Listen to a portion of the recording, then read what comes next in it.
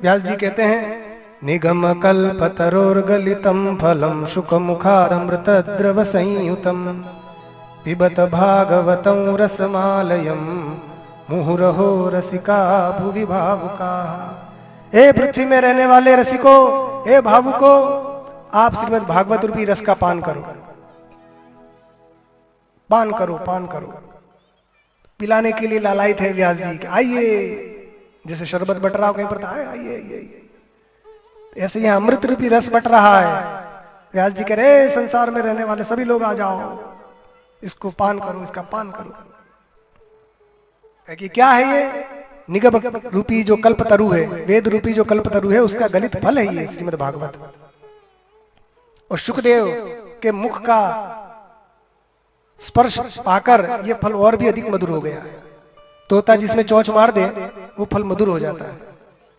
आम के फल में या कोई भी फल हो, अपने गांव में तो जहाँ फल लगते होंगे आप देखिए, जिसमें चोंचे की चोंच लगी रहती है तो उसको कहते हैं हाँ ये फल मीठा है, चोंच लगी है। तो इसके दो अर्थ है, या तो तोता चोंच मारता है वो फल मीठा हो जाता है, या जो मीठा होता है उसी में तोता चोंच मारता है। तीसरा, श्रीमद् भागवत रूपी ये जो फल है इसमें भी तोते ने चोंच मारी है। कौन से तोते ने? श्री सुखदेव जी रूपी तोते ने इसमें चोंच मारी है, इसलिए और मधुर हो गया है। शुक मुखाद अमृत द्रव संयुतम, अमृत भी द्रव इसमें भरा हुआ है। और जो आम का फल रहता है उसमें तो छिलके भी रहते हैं, गुठली भी रहती है, मगर ये भागवत रूपी जो फल है ये इसलिए विशेष है कि इसमें कोई छिलका नहीं है, कोई गुठली नहीं है, तो पूरा का पूरा गप गप। अंगूर खाते हैं तो उसमें कहाँ छिलका, वो गुठली रहती है। आम का फल खाते हैं तो हम उसको चूसते हैं तो छिलका फेंक देते, गुठली फेंक देते हैं, मगर ये ऐसा फल है इसमें कुछ फेंकना नहीं है, सब का सब खा जाओ, इतना मधुर है ये फल। इसलिए कहते हैं ये पिबत भागवतम रसम, भागवत रूपी रस का पान करो। कब तक करें? आलयम, जब तक मृत्यु ना आ जाए तब तक पान करो। ये बता दिया इन्होंने, सीमा बता दी। कई लोग कहते हैं ना कि महाराज कई कथा सुन चुके हम, तो कहा एक ही तो कथा है, अब कहा आएगा हम बता देंगे इसके बाद। तो बात क्या है, जो कथा सुनकर जिसका हृदय तृप्त हो जाता है कि मैं बहुत कथा सुन ली अब नहीं सुननी, तो उसने अभी कथा का रस का आस्वादन किया ही नहीं है। ये तो ऐसी कथा है कि जिससे कभी तृप्ति नहीं होती है। जितना पियो उतना आनंद आता जाता है और तृप्ति कभी होती नहीं है। और जिसको तृप्ति हो गई वो समझ लो उसने कभी इसने अभी टेस्ट किया ही नहीं है, स्वाद लिया ही नहीं है।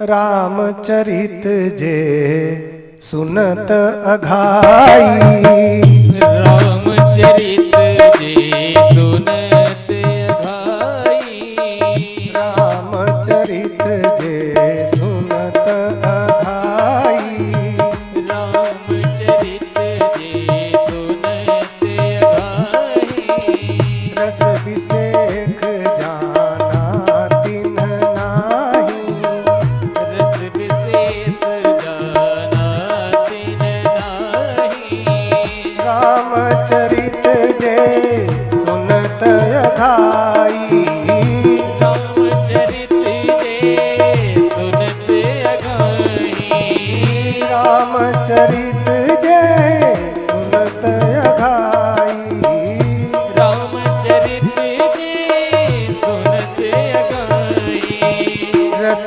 विषेक जाना तिन नाही, रस विशेष जाना तिन नाही, रस विशेष जाना तिन नाही। तो भगवान का चरित्र सुनकर जो अघा जाता है बस बहुत हो गया, तो उसने अभी विशेष रस का आस्वादन नहीं किया है। ये भगवान की कथा ऐसी है कि सुनते जाओ सुनते जाओ सुनते जाओ, तब भी इसमें कभी तृप्ति नहीं मिलती। अब जो शराब पीते हैं उनसे पूछ लीजिए कि भैया तुम कभी तृप्त हुए? रोज एक पौवा 4 पौवा जो पीते होंगे, पीने के बाद पूछो तो क्या और कभी तृप्त नहीं होते। और कोई जाके कह के एक ही तो शराब है, क्या बार बार पीते हो? कोई ऐसा तो होता नहीं कि आज कोई मीठी शराब पीते हो, फिर खट्टी हो या अलग अलग टेस्ट आता हो, एक ही शराब, मगर वो कभी तृप्त नहीं होते। अरे रोटी खाकर, चलो शराबी की बात छोड़ो, यहाँ पर तो अपने शराब पीने वाले नहीं होंगे ऐसा हम मानते हैं, होंगे तो वो जाने। रोटी तो हम खाते हैं, रोटी सब्जी। अब कोई क्या रोज रोज रोटी खाते हो, रोज भोजन करते हो, कितने सालों से रोज 25 साल के हो गए अभी तक वो भोजन करते ही जा रहे हो, कभी तो तृप्त हो? कहाँ कोई तृप्त होता है, रोज खाते हैं। अरे एक टाइम पे पेट नहीं भरता, 2 बार, 2 नहीं तो 3 बार, और कभी तो किसी लोगों को तो चबर चबर चालू ही रहता है। भगवान ने अपने दूत को भेजा, शंकर जी ने नंदीश्वर को, कि जाओ पृथ्वी में जाकर बोल दो कि 3 बार नहाओ और 1 बार खाओ। तो उन्होंने आकर कह दिया, भाई 3 बार नहाओ और 1 बार खाओ। जिसको बताया था उसने उल्टा सुन लिया, उसने सब जगह उल्टा प्रचार कर दिया कि 1 बार नहाओ 3 बार खाओ। तो सुबह उठते ही शुरू हो जाते हैं। तो ये कथा भी ऐसा ऐसी, इसका भी ऐसा रस है। आदमी भोजन कर सके, पानी से कोई तृप्त हुआ, चलो भोजन में तो आप टेस्ट चेंज कर लोगे, कभी आज ये सब्जी वो सब्जी। पानी तो एक ही स्वाद रहता है उसका। पानी पीने से कभी तृप्त हुआ कोई? जन्म से लेकर के कितने लीटर पानी पी गए, अभी तक पीते ही जा रहे हो, रोज रोज पानी पानी, क्या पानी पानी, छोड़ो। मगर हर व्यक्ति पानी पीता है, वो तृप्ति भी होती है। तो इसी प्रकार जैसे पानी पीने पर तृप्ति होती है, मगर प्यास बनी रहती है, फिर थोड़े समय बाद फिर प्यास लगती है, फिर पानी पीता है। इसी प्रकार भगवान की कथा भी इतनी मंगलमय है कि इसको जो अच्छे से सुनता है तो उसकी और रुचि जागृत होती है, और सुने और सुने और सुने, उसका मन कभी भरता ही नहीं है।